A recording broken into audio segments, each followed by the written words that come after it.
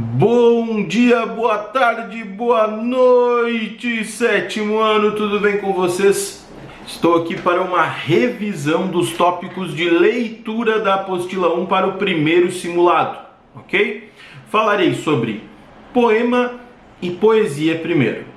Poema e poesia, a diferença. Eu falei muito para os meus alunos de Camboriú sobre a diferença entre os dois. Poesia é um momento. É uma ocasião especial. É um sentimento que brota dentro de você.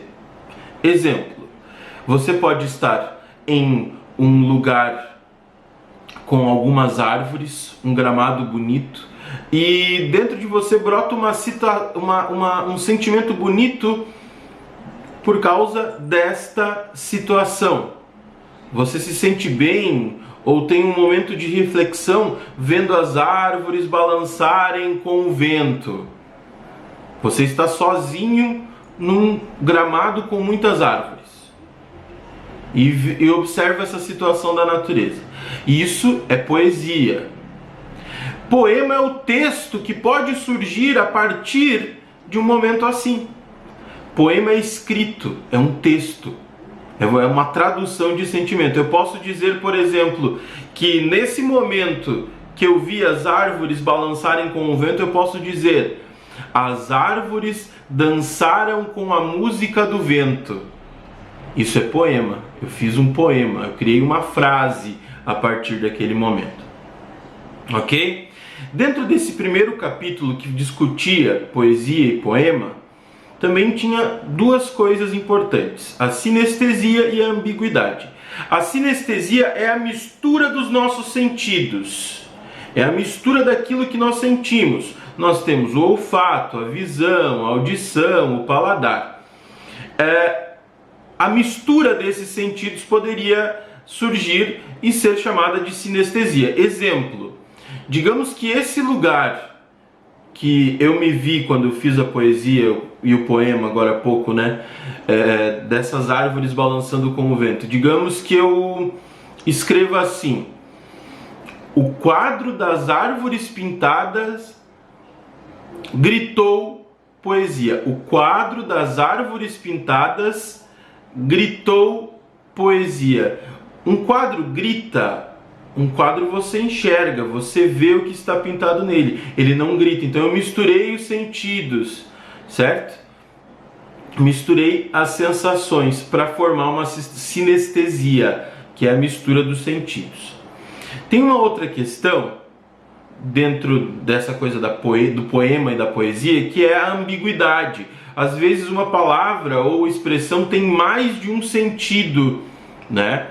É interessante observar naquele poema Aquarela, do primeiro capítulo da apostila, você pode procurar lá, que diz assim: coral, cores em coro.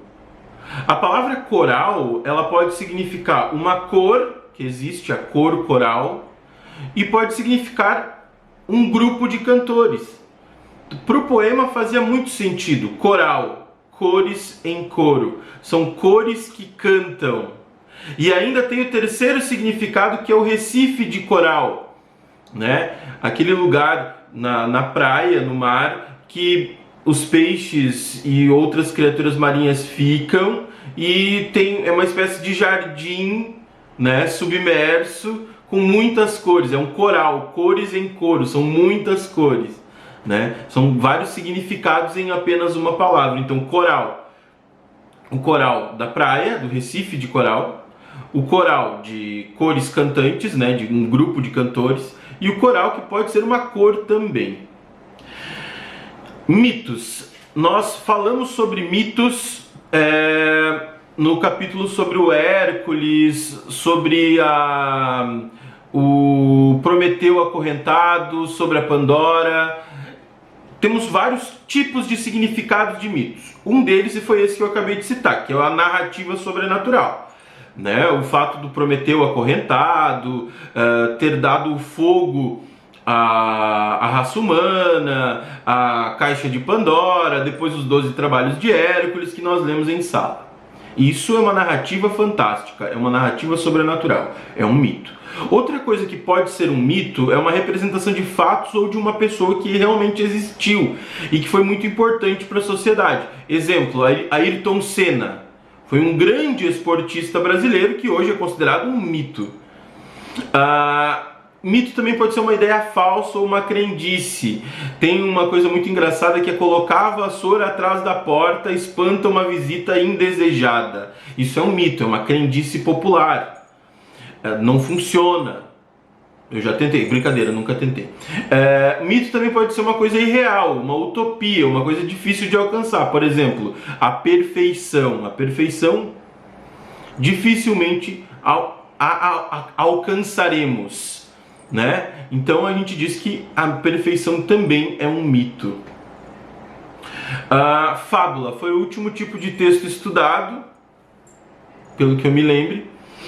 Não, teve mais textos, mas próximo lado vai cair até fábula. Fábula é uma narrativa geralmente curta, né, que tem uma moral no final, e os animais que são os personagens desta fábula, eles têm características humanas, né? Uma fábula é assim. Então, moral, animais com características humanas, e é isso. Basicamente uma narrativa curta. Nós lemos um texto em sala que não é tão curto assim, aquele só a pura verdade, né? Não é curto, mas é uma fábula um pouco estilizada, porque ela não tem uma ordem linear.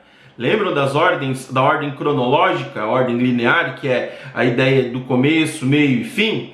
O só a pura verdade não é uma fábula tão tradicional, porque ele tem uma ordem não linear. O texto no caso, né? Tem uma ordem não linear. A fábula tem flashbacks, tem saltos no tempo. Salto no tempo é o flash forward, né? Que você se adianta, vai para o futuro.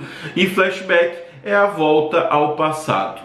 Também tem aquela coisa do jogo entre narrativa em primeira pessoa e em terceira pessoa. Primeira pessoa, o personagem está inserido na história. O narrador é um personagem que está inserido na história.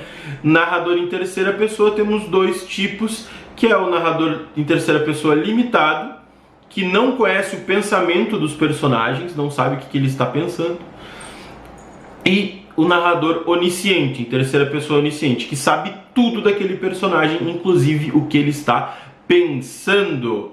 Pessoal, essa foi a revisão de poema e poesia, de mito e de fábula, ok? Um abraço para vocês, boa sorte no simulado, daqui a pouco começa a revisão de gramática.